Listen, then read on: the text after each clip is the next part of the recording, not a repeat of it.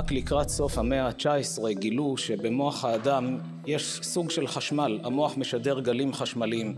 בעקבות הגילוי הזה המציאו את המוניטור, היום מחברים אלקטרודות לראש של האדם, ומודדים את הגלים החשמליים שרואים שם על המסך. אם רואים קו ישר, יודעים שהאדם הזה מת, המוח כבר לא משדר יותר גלים חשמליים, הוא מת. אבל פעם לא ידעו, ממתי המוח של העובר משדר גלים חשמליים. בדורות האחרונים, ממש בעשרות השנים האחרונות, מנסים יותר ויותר לחקור, מגלים כלים חדשים, ממציאים דברים חדשים. והנה מתברר שמשנה מפורשת שמופיעה אצלנו במסכת נידה, התגלתה היום עם הכלים הכי משוכללים שיש. המשנה אומרת כך: אישה יולדת או מפילה, כשהיה בית המקדש קיים, היו דיני טומאה וטהרה. היום זה הלכות טהרת המשפחה, כמו בדיני נידה. אבל אז היו דיני טומאה וטהרה שהיו להם כמה וכמה השלכות. אם ההפלה נחשבת כלידה, כל הדינים של יולדת חלים גם על אישה שהפילה. הפלה טבעית, קורה שעובר נופל. ממתי היא נחשבת כמו יולדת? אומרת המשנה, עד יום ה-40 להפריה היא לא נחשבת יולדת. כי היצור הזה שנפל ממנה, אותו עובר שנפל ממנה, אין לו עדיין שם של אדם. נכון, יש בו רוחניות כבר משלושת הימים הראשונים. יש סיפור בגמרא שאנטונינוס היה קיסר רומא, והוא שאל את רבי יהודה הנשיא, ממתי הנשמה נכנסת בעובר? האם בזמן ההפריה או בזמן הלידה? בשר שניקח ונניח אותו על השולחן במשך 3 ימים, סתם חתיכת בשר, מה יקרה לה? תרכב לחלוטין. הביצית המופרית שנמצאת ברחם של האמא היא כבר לא חלק מהגוף של האמא. אם אין לה נשמה, איך היא לא נרכבת?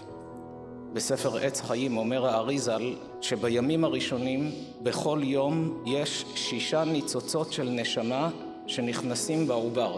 נמצא שלאחר 3 ימים מתחילת ההיריון, העובר כבר נקרא חי, גימטריה 18. אבל שם של אדם עדיין אין לו. מיום ה-41 והלאה, יש לאישה הזו דין של יולדת.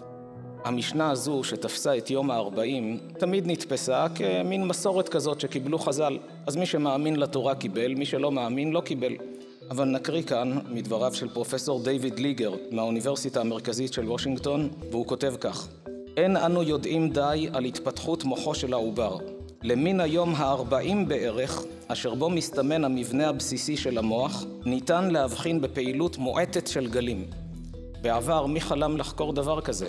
יום ה-40 להיריון, הגודל של העובר הוא כמו שעועית. המוח שלו כמו ראש של סיכה. מי חשב פעם שאתה יכול למדוד גלים חשמליים של עובר בגיל הזה, ביום ה-40? הם מציינים בסביבות יום ה-40, וחז"ל אומרים ביום ה-40 עצמו. אגב, לכן ביהדות, אישה יולדת נקראת בשם אם. זה בא לרמז, מה הגימטריה של אם? 41. לומר, מיום ה-41 להיריון, האישה הזאת היא אם. אנשי מדע בריטים שהשתתפו במחקר שנערך על ידי המועצה לחקר העובר באנגליה, הם מציינים שלפי תוצאות המחקר, עוברים חשים בכאב מיום ה-40 להיריון בערך.